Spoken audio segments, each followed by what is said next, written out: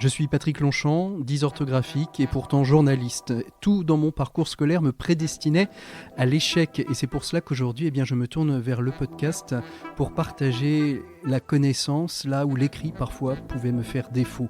Durant les 12 prochaines minutes, peut-être plus, je vais avec mes invités vous accompagner sur la route de la connaissance et du savoir et vous faire découvrir ces acteurs et ces actrices du changement qui ont chevillé au corps et au cœur le fait de ne laisser personne sur le bord de la route de la connaissance, du savoir et de la culture. Nelson Mandela disait « L'éducation est l'arme la plus puissante pour changer le monde » et c'est peut-être pour ça que l'ONU en a fait son 4e objectif de développement durable. Je vous invite donc à faire avec moi un bout de route sur les chemins de la connaissance. Je suis Patrick Longchamp, journaliste et explorateur de savoir. Bienvenue dans les chemins de l'éducation.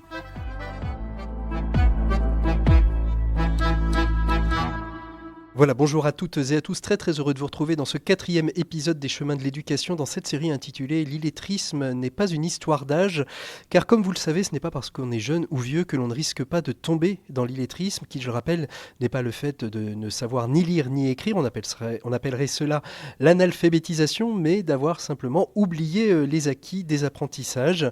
Et dans cet épisode, qui est le 4e de cette série, nous allons continuer à creuser les actions menées par des associations soutenues par la fondation d'entreprise du groupe ADP. Et j'ai la joie d'accueillir une de ces associations qui est 1001 mots avec 2 invités. Tout d'abord, Sarah Steiner. Bonjour Sarah. Bonjour. Vous êtes en charge des partenariats et du développement chez 1001 mots. On verra avec vous ce qu'est cette association, ce qu'elle développe, quelle est sa pédagogie. Et puis avec vous, Camille Bélier. Bonjour Camille. Bonjour. Vous êtes chef de projet orthophoniste. Vous êtes orthophoniste et vous accompagnez justement les bénéficiaires de 1001 mots. On verra quel est votre rôle et en quoi il est important que des psychologues et des orthophonistes puissent intervenir dans cette pédagogie. On n'a pas dit grand-chose, mais ça permet justement de teaser sur la suite. Alors, je voudrais commencer avec une citation de Daniel Pénac et je vais vous laisser réagir toutes les deux à cette citation. Le verbe lire ne supporte pas l'impératif, aversion qu'il partage avec quelques autres, comme le verbe aimer, le verbe rêver. Dites-nous pourquoi cette citation vous touche plus particulièrement. Camille, d'abord, pour commencer. Parce que, en effet, lis, cette injonction qu'on peut souvent donner aux enfants quand ils apprennent à lire au CP, à l'entrée à l'école, c'est assez difficile finalement pour certains. Certains y rentrent facilement et pour d'autres, c'est plus compliqué. Alors que si l'on donne envie de lire, envie de découvrir les livres, les histoires et tout ce qui peut y avoir à l'intérieur, le fait de lire devient un plaisir et devient possible. C'est ça, et on peut commencer à rêver. Et pour vous, Sarah, comment elle résonne, cette citation ? Moi, elle résonne tout simplement avec mon vécu. Le fait de lire est devenu assez naturel pour moi quand ma mère l'a fait avec moi depuis toute petite ou que j'ai eu la chance d'avoir eu des professeurs qui m'ont vraiment donné le goût de la lecture. Vous vous souvenez, et l'une et l'autre, du moment, du jour où vous avez ouvert le premier livre en autonomie, le livre que vous avez choisi, que vous avez aimé. Moi, je peux vous le dire, c'était dans un rayon de supermarché et mon premier livre, ça a été Les bons enfants de la comtesse de Ségur. Et à partir de là, je me suis plongé dans des tonnes d'autres romans. Bien, moi, ça devait être un Madame Monsieur, je pense. Je ne sais plus exactement lequel, mais je sais que j'étais très fan petite. Et que vous avez lu en autonomie. Et vous, Camille, vous vous souvenez pas ? Ah non, moi je sais que j'ai été baignée dans les livres depuis toute petite. On m'a lu plein d'histoires. Ouais. Et alors lequel j'ai vraiment commencé à lire seule, je m'en souviens pas. Par contre, je me souviens des premiers livres de ma bibliothèque. Ouais. Et votre première émotion, alors, c'était laquelle ? Ah, moi, c'était les Fantomettes. Alors ça... La bibliothèque rose, moi, c'était les Alice. Oui. J'ai beaucoup aimé les Alice. J'ai toujours aimé les romans policiers. On va justement parler de mots et on va parler de lecture avec vous deux, si vous le voulez bien. On fait juste une petite virgule et on se retrouve après.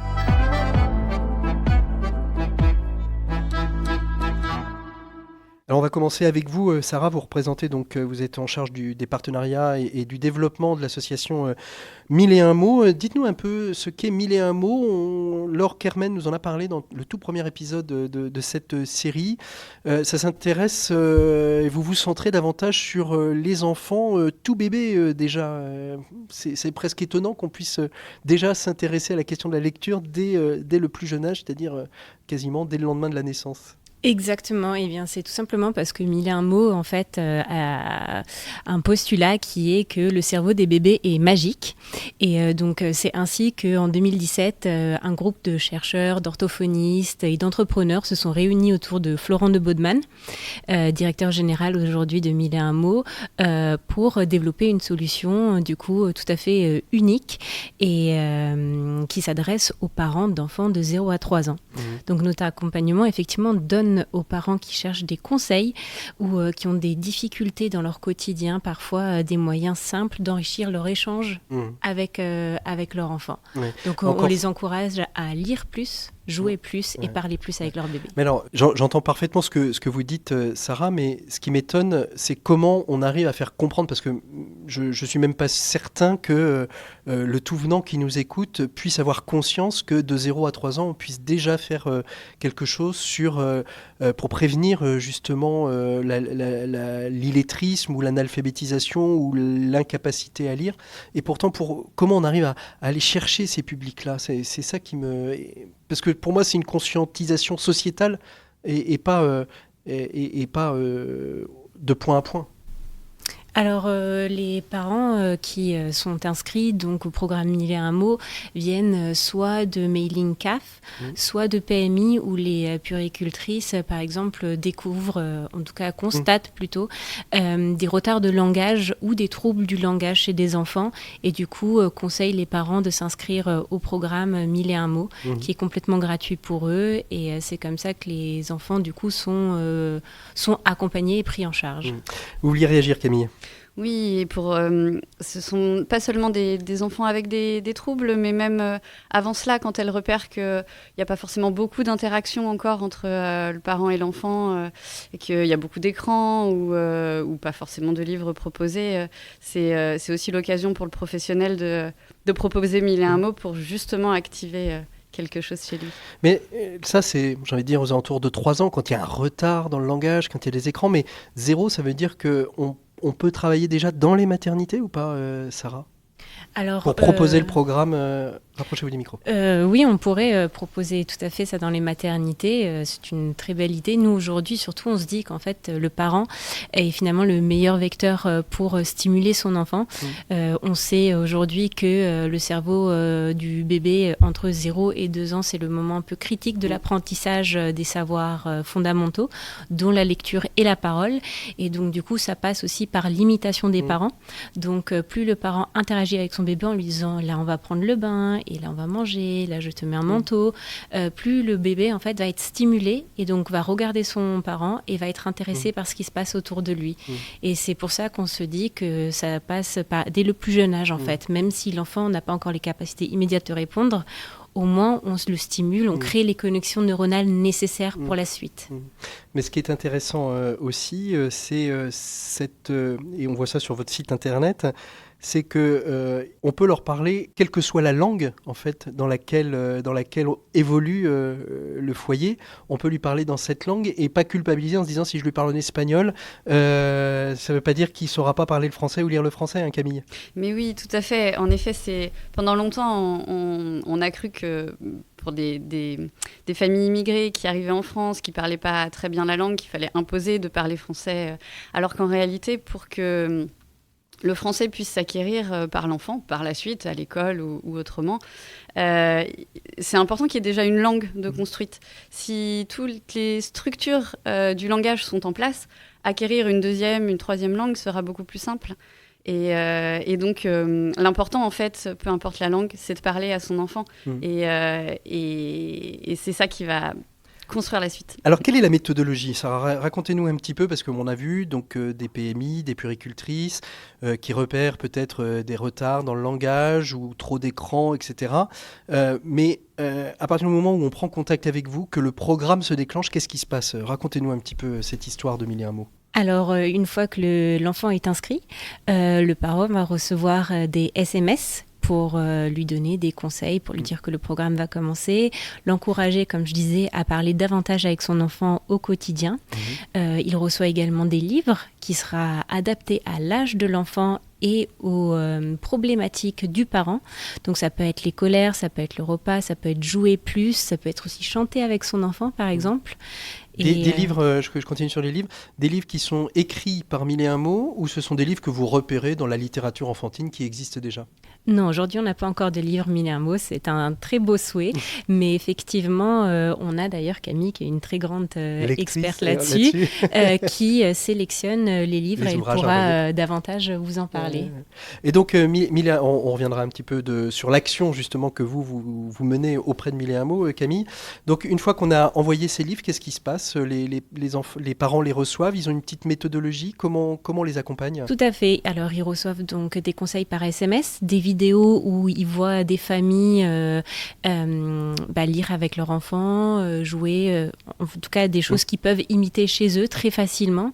Et puis il y a également un accompagnement téléphonique qui se fait avec des psychologues ou des orthophonistes qui vont du coup un petit peu creuser certains sujets, certains besoins des parents, où par exemple on va pouvoir faire une petite mission, co-construire une petite mission avec le parent en lui disant: est-ce que vous pensez par exemple pouvoir lire 5 minutes avec votre enfant le soir avant d'aller coucher?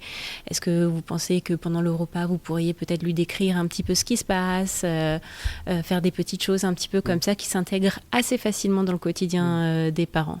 Le SMS, il est hebdomadaire, quotidien? Alors, pendant le temps de l'accompagnement et sur chaque thématique choisie, le parent recevra 3 SMS par semaine. Donc, donc c'est tous les 2 jours quasiment, on reçoit une petite... Exactement, une alternance entre donc un conseil, une vidéo, quelque chose à tester.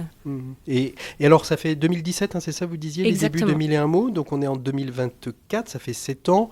On va dire que les premiers enfants de 3 ans accompagnés vont avoir 10 ans. On peut mesurer un peu l'impact aujourd'hui de Mille et un mots. Il y a un peu de travail de mesure d'impact qui a été fait? Alors, effectivement, cette première année, on mesure l'impact de nos missions, en tout cas de notre programme.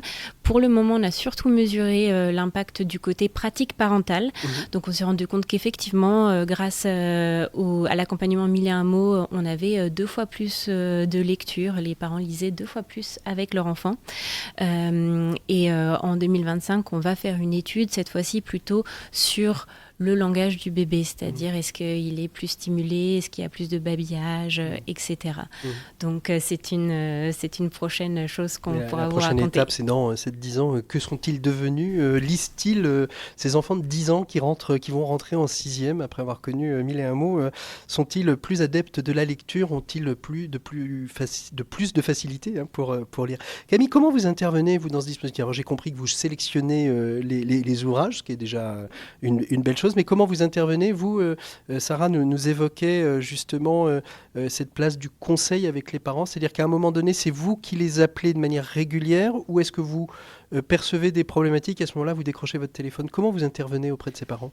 Oui, tout à fait. Alors, il y a toute une équipe d'orthophonistes et de psychologues qui sont chacune responsable de plusieurs familles. Donc, chaque famille va avoir la même personne qui va la rappeler au fur et à mesure de l'accompagnement.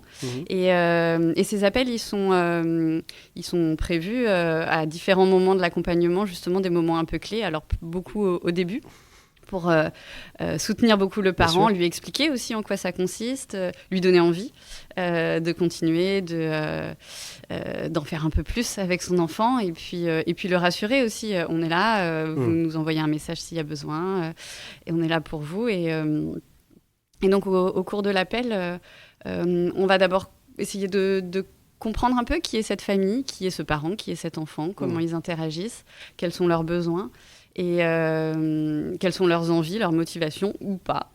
Et puis s'adapter à cela pour ajuster l'accompagnement qu'on envoie, les livres, les SMS, compléter tout ça avec des conseils, des réponses à leurs questions. Et parfois on peut faire face, on est dans un podcast qui s'intéresse à la question de l'illettrisme, on peut aussi faire face à des parents qui ne savent pas lire. Qu'est-ce qu'on fait dans ces cas-là? Et oui, tout à fait. Eh bien, les SMS, ils sont... donc, il y a de l'écrit, évidemment, mais ils sont pensés de manière à pouvoir toucher ces parents qui ne lisent pas ou qui ne parlent pas ou bien le français, avec des vidéos, comme disait Sarah, qui sont construites par nos soins, à filmer avec des familles 1001 mots, donc des vraies familles, des vrais parents, des vrais enfants, et où on peut montrer exactement ce qu'on a écrit en réalité, et qui vient bien illustrer... Et puis des photos aussi qui viennent illustrer le message écrit pour... Alors comment on fait pour les livres ? Parce que si vous leur envoyez un livre, il faut pouvoir le lire. Si on n'est pas en capacité de lire, qu'est-ce qu'on leur propose de décrire les images du livre, c'est ça ? Exactement, c'est une des premières choses, un des premiers freins qu'on va pouvoir lever avec les parents quand on les appelle et qu'ils ont reçu leur premier livre. C'est de leur expliquer que même s'ils ne sont pas à l'aise avec l'écrit, même si... et d'ailleurs, même si l'enfant ne leur laisse pas le temps de tout lire... Raconter ce qu'il y a sur les images, c'est déjà c'est l'essentiel en fait, c'est déjà super. Ils ont déjà ce mécanisme d'avoir un ouvrage, un livre, on tourne des pages et puis ensuite de faire démarrer, parce que si j'ai bien compris, en fait, 1001 mots, c'est juste mettre en place une mécanique neuronale liée à la lecture. C'est ça, Sarah ? Tout à fait, oui. Ce qu'on conseille aux parents et ce qu'on les encourage de faire surtout, c'est de donner le goût des livres et le goût de la lecture à l'enfant, c'est-à-dire le manipuler, le prendre en bouche, même le lire à l'envers. On leur dit que tout ça, c'est pas grave, que au contraire, c'est très bien si l'enfant se saisit du livre et de l'objet déjà, et que par la suite, ça viendra plus naturellement, même le fait de vouloir lire quelques pages et finalement on s'aperçoit que finalement la petite histoire avant d'aller se coucher, elle avait du bon, hein, finalement, cette petite histoire que papa ou maman venait nous raconter, et parfois même jusqu'à plus soif. Merci beaucoup. Comment on fait pour vous contacter, pour être au courant de votre actualité, Sarah ? Alors vous pouvez aller sur le site de 1001 mots et sur notre page LinkedIn ou Instagram. On retrouvera toutes les informations. Merci à toutes les deux d'avoir été notre invitée de ce 4e épisode des Chemins de l'éducation consacré à cette thématique, l'illettrisme n'a pas d'âge. Comme nous venons de le voir, dès le plus jeune âge, on peut déjà prendre conscience et agir contre ce fléau qui, je le rappelle, touche 4% des 18-64 ans en France, 4% de la population française. C'est pas rien, même si elle a un peu baissé. Les Chemins de l'éducation, c'est un podcast en partenariat avec Stop Illettrisme, un collectif de 10 entreprises et grands groupes qui travaillent ensemble pour innover dans la lutte contre l'illettrisme et le décrochage scolaire. Ce podcast est également réalisé en partenariat avec le groupe ADP, la fondation d'entreprise du groupe ADP. Vous pouvez nous retrouver sur différentes plateformes de podcast, Spotify, Deezer, Apple Podcast. N'hésitez pas à partager, liker et commenter ce podcast. Ça fait monter les algorithmes et donc ce sera plus largement proposé. Donc ça nous permettra de mieux lutter contre l'illettrisme. Je vous rappelle que l'illettrisme n'a pas d'âge et qu'à tous on peut tout. À très bientôt. Au revoir.